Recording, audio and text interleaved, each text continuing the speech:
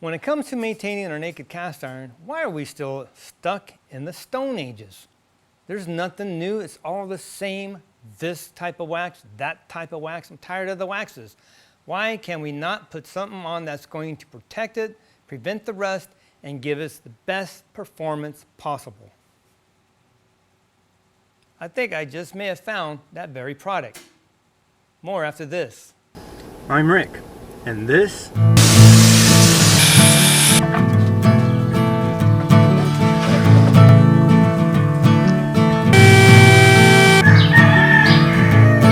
Shut the heck up, you stinking roosters.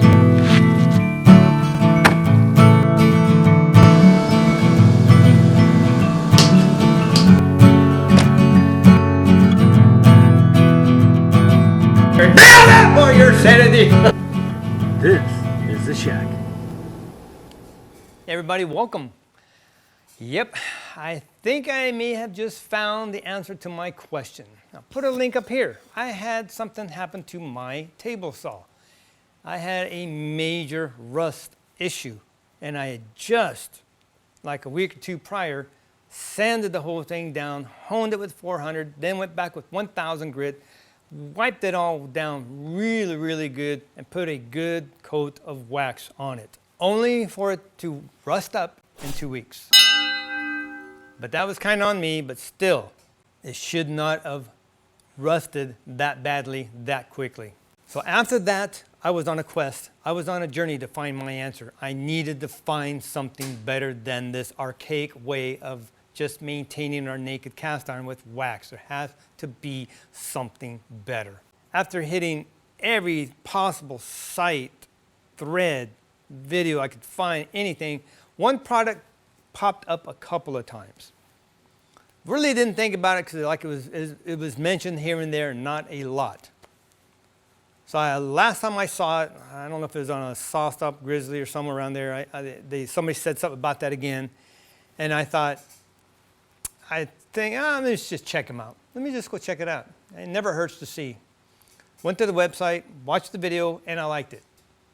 Didn't like the product, I liked the video because it went step by step, very systematic about it. I like that. I am guilty, I am strange, okay? I have a weird way of doing things sometimes, and I have an odd way of looking at tools when I do my reviews. I look at some of the little things people call me on, I said, well, that's me, because I look at stuff like that. That's just the way I am, deal with it. So I like the extra steps and the little things that you do to apply this. That sits well with me. After watching that video, I was still curious because I'm like here on the fence. I don't know, new, looks cool, don't know, not a lot of history, so I'm not sure yet. Dan, thank you so much for being patient, answering every single question I had. I sent an email out to the company. I started conversing with Dan, the owner, founder of this. This is the carbon method. It is a carbon coat system you put on your naked cast iron tabletops. Doesn't matter.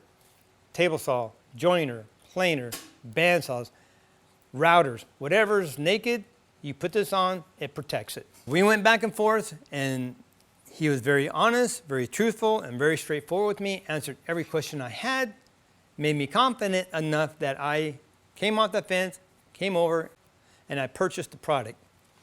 In this video, I'm going to take you along my step-by-step process to putting it on my 52-inch table saw. Dan put it on his 36-inch table saw, and because I have an extra section, it kind of threw me off. So the very first coat, I had some thoughts, some insights before I applied the second coat. So I tried something different. I liked it. I sent an email to Dan, told him what I did on the second coat, how I did it, why I did it, and I got his feedback. So later on in the video, I'm going to tell you all about that conversation. And when we get to the end, I'll explain a little bit more about the Carbon Glide and exactly what Dan said about it, because I was still I'm not too sure about this one. How am I supposed to use it? What we're going to do, I had the added bonus, I guess, of having my rails removed. The reason I did that is because I have my brand new Incra fence system sitting there. I'm going to assemble and attach to my table saw. So because that was there, I had this. Now was a perfect time to remove the fence system. But If you can, I would suggest that you do that anyway. Why? Because when you coat the top, you can also coat the sides to give them protection. If you live in a more humid climate, that exposed metal will not rust. It's going to protect that. So it's better and beneficial, I think, if you were to remove that. But since I did remove that, and if you do remove yours, do a couple of extra steps. And this is what I did. Since I had the fence system removed, I decided to give my table saw a quick tune-up. With it removed, because mine is still new, 8 months, when I did the assembly video for this table saw, one of the wings were a little bit droopy, so you had to shim some tape in there to level it back up. I mentioned in that video, in a couple of months, go back, check everything for alignment, because as that, especially if your wing was up, now you got the weight bearing back down, that tape is going to compress. It's going to give a little, and as it compresses and gets flattened, it's going to come a little bit loose, and it may shift a little. And I've had a few spots here a little bit high, so I'm going to go back through everything, realign it, and retighten everything up, and check to make sure it's still all level. Make sure everything's still level this way, back, forth, everything's kosher, right? If you remove your fence, take the time to realign it, give it a little fine tuning. My next step, again, this was for my benefit, for my mind to think I'm okay with it. I spent 3 to 3.5 hours sanding the top. Why I did that much? Because I wanted to be absolutely sure that I removed everything I had put on prior, because I didn't want anything on there at all to contaminate this process. Again, there's my analyst coming out. I had to do it. So I went through, I think, 6 to 8 sheets of sandpaper, 400 grit, sanded this down as it got a little gummy, wiped it all off, cleaned it off with mineral spirits, lacquer thinner, paint thinner, whatever you got, sanded it some more. I kept doing that process till I got to the point when I looked at it, I was satisfied and happy. So I didn't care how long it took, how many sheets of sandpaper I went through. When I was happy, and end the story. Once that was done, wiped it all down about 6 times with paint thinner just to make sure it was very, very clean before I even started the process of the carbon coat. With that, we're going to start the process where I left off, right here, after my last sanding. I have to say, it's looking pretty good. I spent about 3 hours, literally, sanding this till I think I'm good where it's at right now. I had to redo this section. While in the house editing, I got to this part, I got a little bit into it, and then click, mic died. Yeah, so you couldn't hear me talking and couldn't hear anything more. You have 3 items. These are them, and they are in line with the steps you take. This is the first one. This is second. This is the last one. First one is the carbon cleanser. We're going to use that to spray on the surface. After we've got it all cleaned, wiped down with mineral spirits and all that, we're going to give it a twice over with this just to make sure it is absolutely clean. I highly recommend you do that. We're going to spray this on. We're not going to be liberal with it. We're just going to spray it all on, saturate it with a microfiber cloth. Once that's done, we're going to let it air dry for about a minute. We're going to go back, saturate it for a second time. We're going to wipe it down again, let it sit for about a minute, then we're going to come back and buff it. I'll show you the first application, that is it. Once that is completely clean and free and we are 100% sure and ready, we go to the next step, which is the carbon coat that is in this little cardboard container. Open it up. There is your 1 ounce bottle of carbon coat. Now it is almost empty. Where am I at? I am about right there. I don't think I have enough for another full coat on my table saw. I have a 52-inch table saw. With 1 ounce, I got 4 complete coats of the carbon coat, and that is it. You can grab one of these bags. One has a microfiber cloth in it, some gloves. The other bag, as you see, it's empty because I've used them, has 3 applicators in it. Grab the cloth, put on the gloves, and let's start the process. So the first thing we're going to do, I'm going to get another fiber cloth. We're going to spray it down with the cleaner to make sure, because the last thing we want is any oil on this. So I'm going to put some gloves on. They do supply you with gloves, but I have my own. So if you have a pair, just put them on and use them. It doesn't matter what kind they are. Just want to make sure that if you put your hand here, you're not going to put oils from your hand onto the tabletop. So I'm going to clean it with this, with the insert on, because you want to also do the insert and the phenolic top. At the very end there, we're going to clean all of it.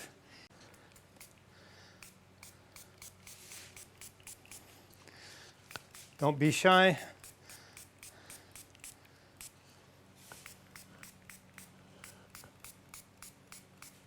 Make sure it's all covered.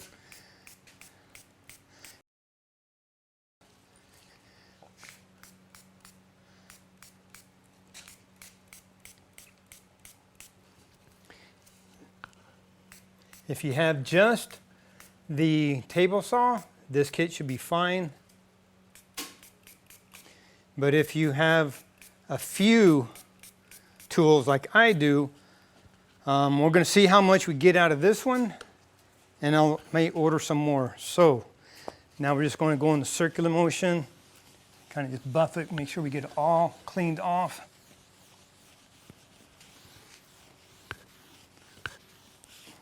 Oh, pretty good. I did good. I got a lot of that off of there.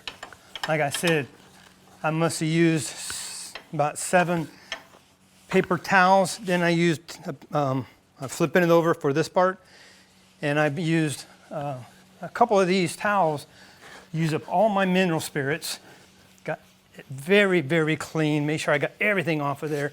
And now we're using their cleaner, a little bit of dirt off that one. So I'm gonna flip this over to a new spot. This is definitely helping. I can see it a little bit cleaner.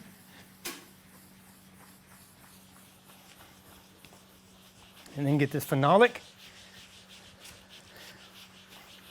We don't want any residue of anything left over. A little dirty. Flip it over for the 4th piece.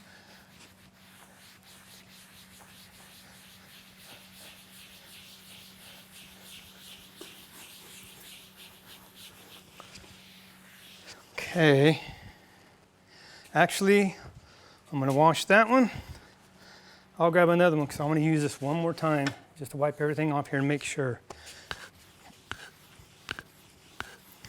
Very, very clean.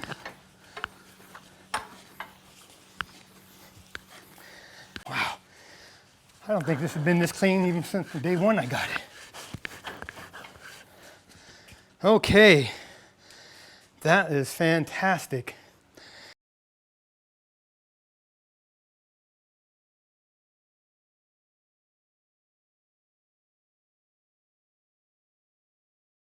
Now the first thing we're going to use is the carbon coat. There are little BBs in there. You want to shake this up very good. I am going to, I think, leave it for the night. It's getting late already. And I will do one application, come back tomorrow after I drop my granddaughter off at school. And then I'll come back out here and I'm going to put a total of 7 coats. They want you to do at least 3 or 4 coats, I believe. I'm going to go with a little extra. I'm going to do 7. That is a complete number. Shit. So I'm going to do 7. See a little smudge there. And when you have your gloves on, you have them on because you don't want to get any oil onto your table. So don't scratch your nose, wipe your face, because you're going to get oil on the gloves, then you're going to transfer it on there. Refrain from itching or anything. Keep these away from anything until you are done with the process. Okay, I'm going to use the white side. Doesn't matter, the same side just helps you realize which side you use, and use the same side on one complete application. So let me open this up. I think I've shaken it well enough. And I'll show you here. You can see you just make a little row of it. That's good enough just like that. You don't want a whole lot. I guess a little bit goes a long way. So I'm going to set that there. And again, you're going to take it and draw it one way. And turn it, go this way. Turn it again, go up. Turn it again and go over. Now I'm going to take it from this side, shut up phone, and I'm going to draw it over. Phone, I'm going to bring it over, Not pushing hard, but I'm looking. I can see here, I am making my progress here. I can see the dry area and the wet area, so I know I'm doing good.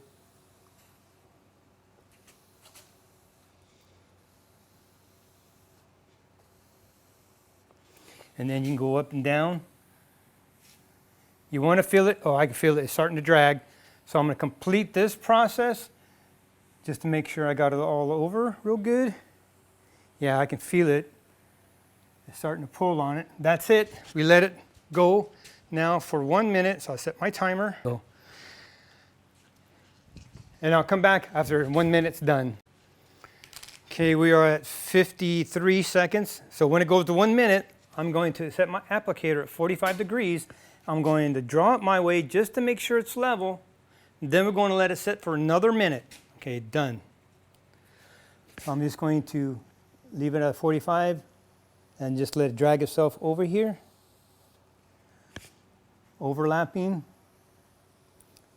And I'm taking my time. I want this to be done right. I don't want to do this anymore. I've not had a good time. It's not worked out too well with the rust and situation, things that have happened. Just been, poor Harvey just seems to be suffering a little bit.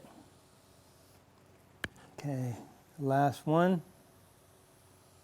Okay, that is done. Wait 1 more minute and we'll come back and we'll buff. 58, 59, 1 minute. So now all we're going to do is we're going to buff it. You can feel it. It's almost like when you wax your car. You can feel it dragging a little bit. So we're not going to put a lot of pressure. We're just going to let it work. Just what he did on the videos. If you go to the carbon, I think it's carbon system, carbonmethod.com. Come on, stay on there. He does this, goes through the step by step. I am following the exact steps by steps.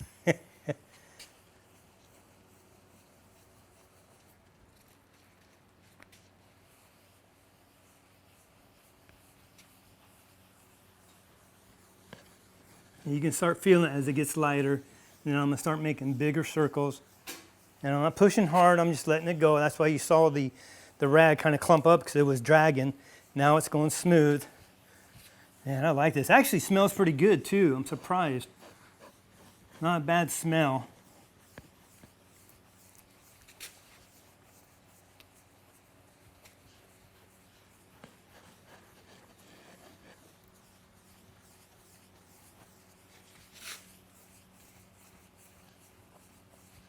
Good, nice and smooth now.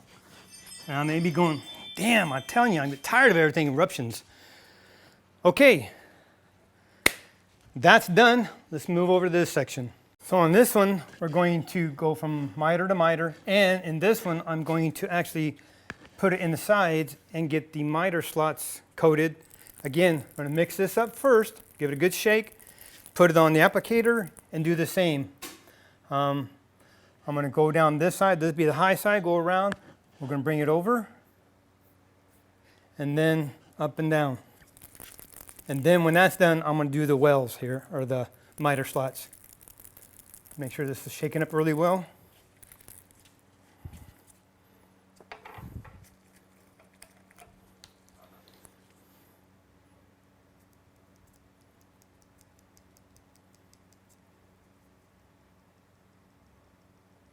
There we go. Doesn't take a lot. I'm really surprised it does very well. So here we go. I'm going to draw it along here, draw it.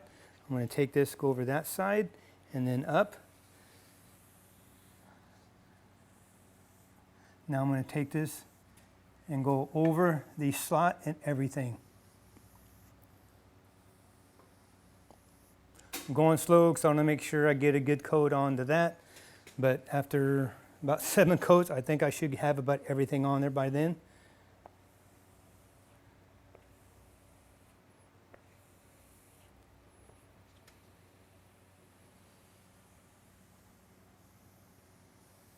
Yeah, it feels good. I can feel it. Again, I'm not pushing hard. I'm just pushing it and pulling it. I can feel it starting to drag. That is fantastic. It's what we want. I'm going to leave it like that. Give it a minute and we'll be right back. Okay, 1 minute. Now I'm going to set my applicator at 45. I'm just going to draw it down. Make sure there's no high spots, I guess. I don't know. For being such a very minimal coat, I don't know how you're going to have high spots. It's not like it's concrete. And you're definitely going to have high low spots if you don't do things right.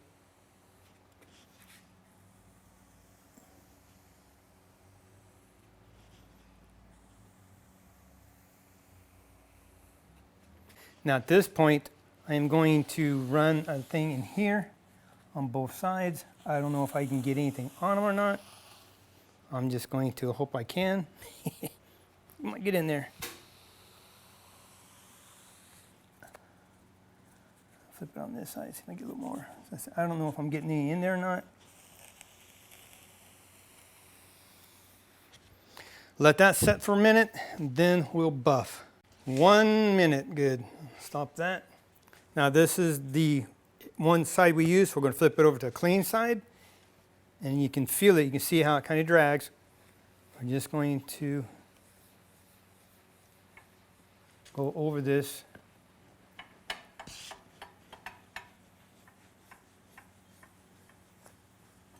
Now, he said not to do this in the heat. I will put in a quick little picture.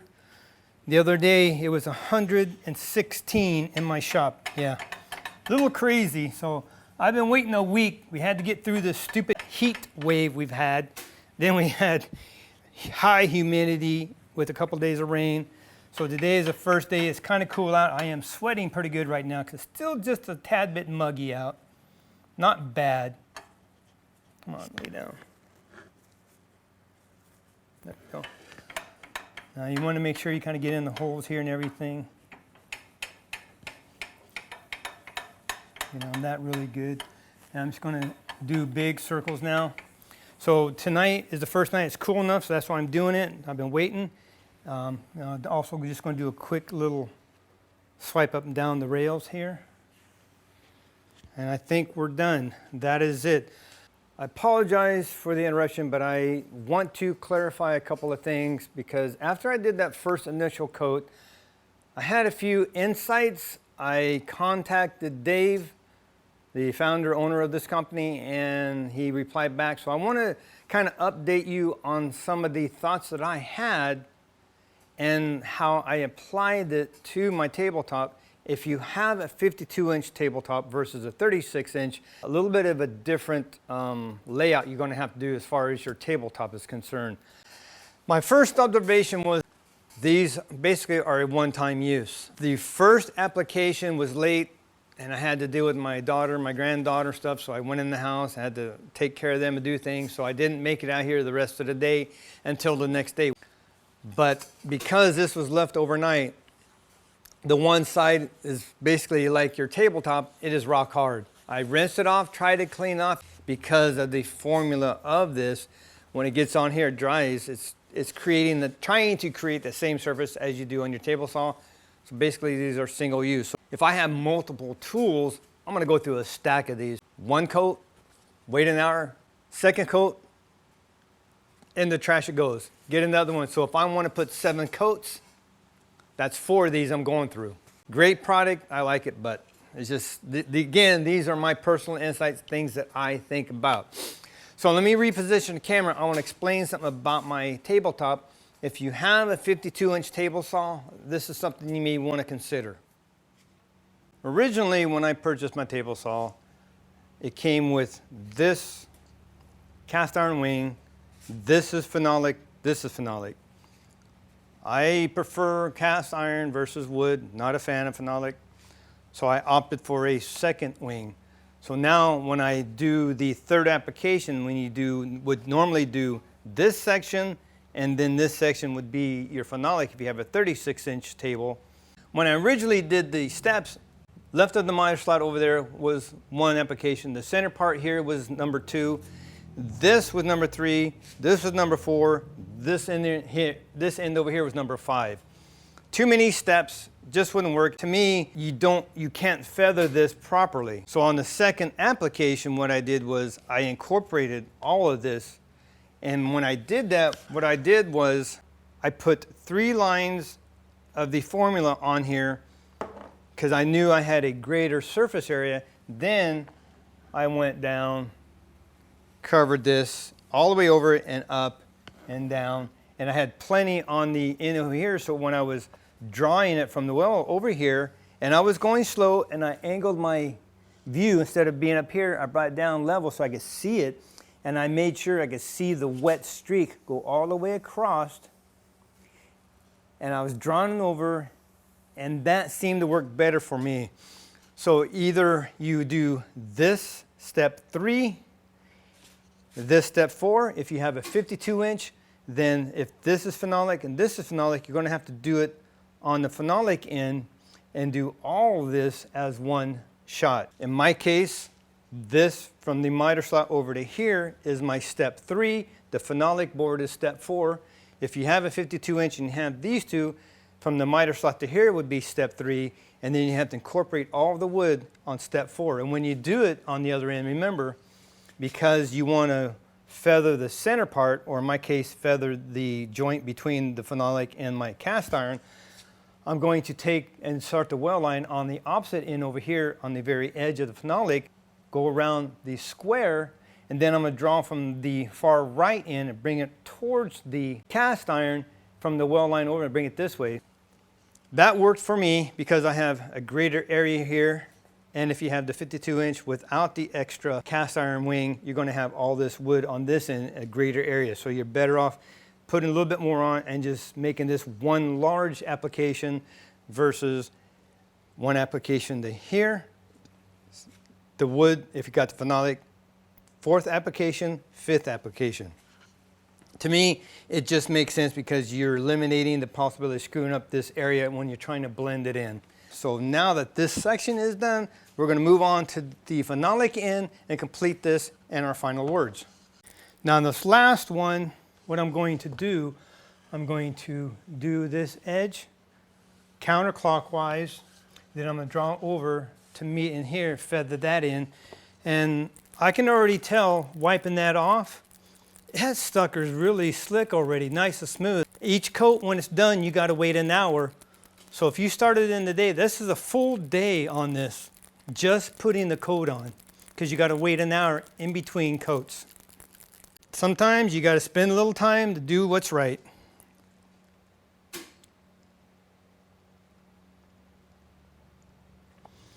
Okay.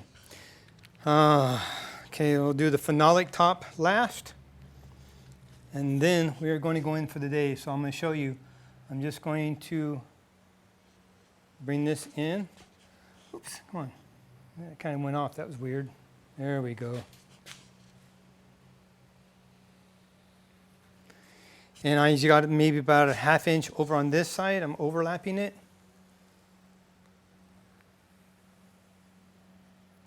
Now I'm going to bring it over, level it, smooth it out, I guess, or take from the high end where it's got the most amount of the carbon coat on and bring it over. You got to go slow. You want to make sure it coats it very well. You can see if you got any dry spots or anything on there.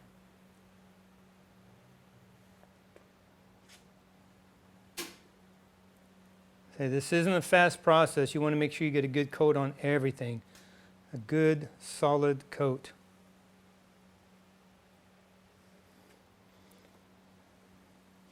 I would think, though, that you would have maybe something different for this phenolic top versus cast iron, but I guess it all works out well. I don't know. My first time, but so far I am actually a little impressed with this, I have to say.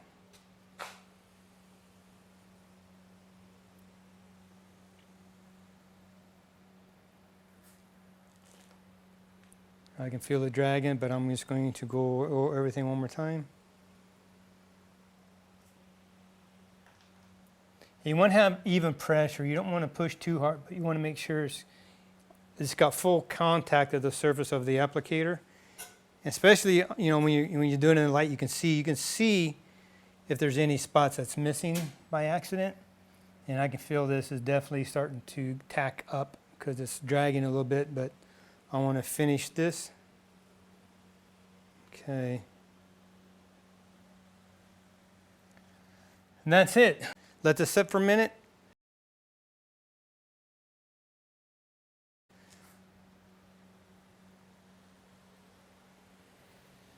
Then I'm going to wait a minute, buff it out. And then that's it for this evening. I'm going to come back tomorrow and put on 6 more coats and just take my time.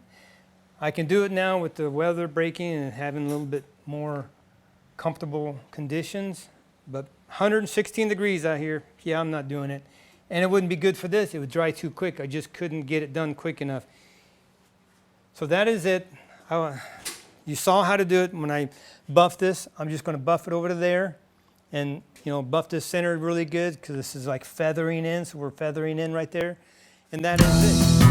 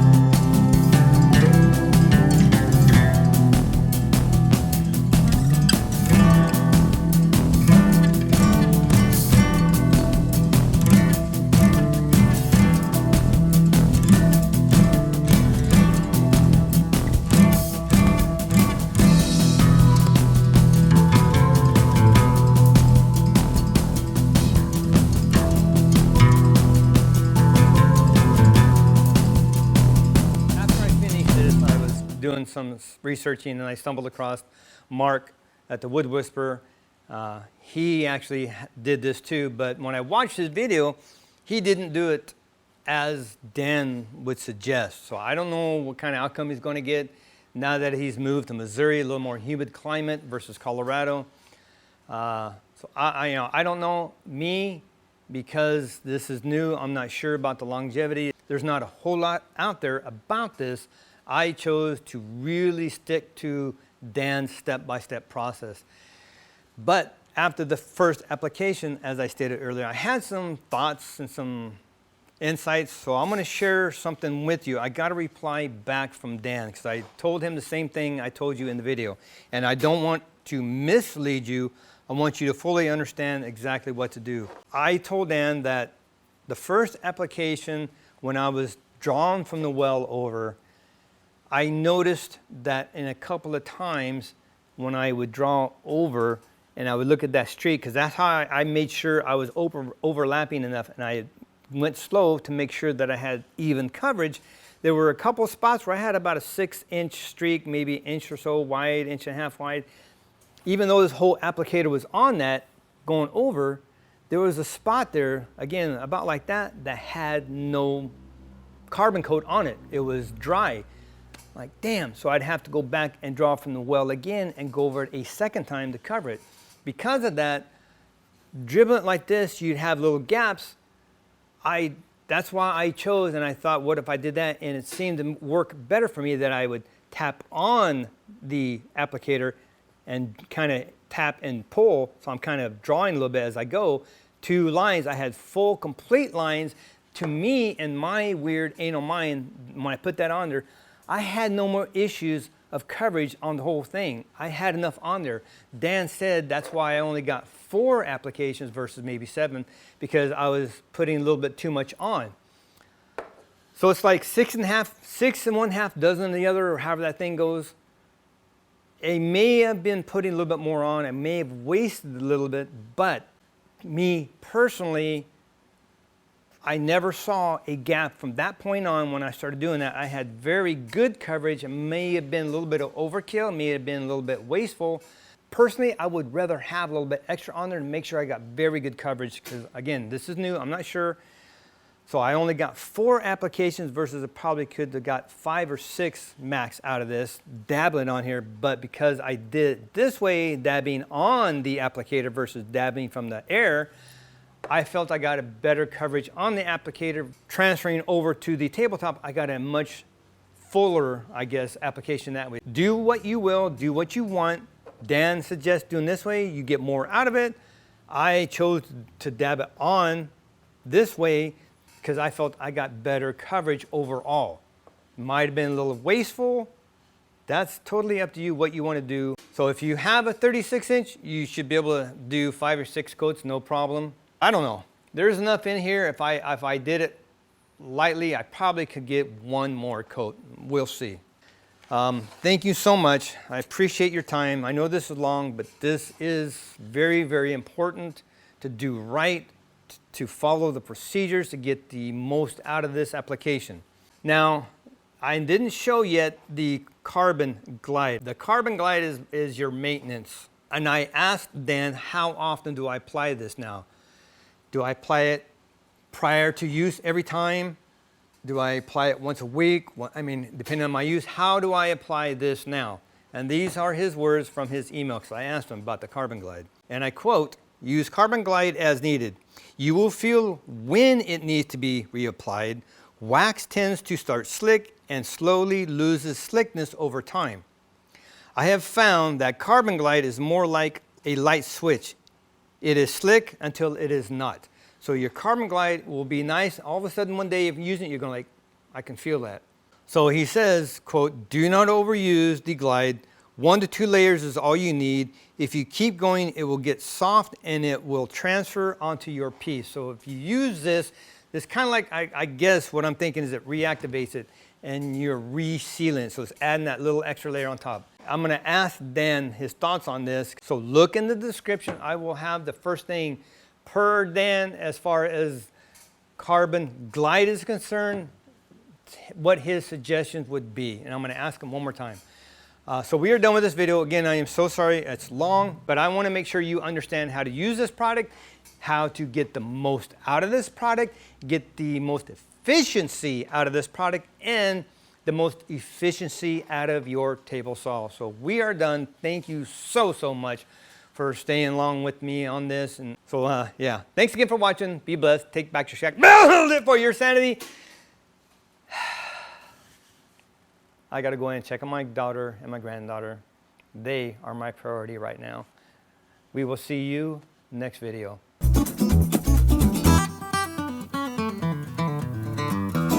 And I'll explain more.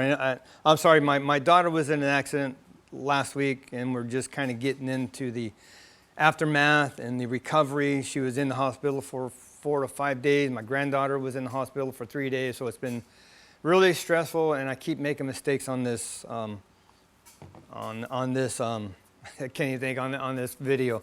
Yeah, my mind just hasn't been all here, so I apologize for that.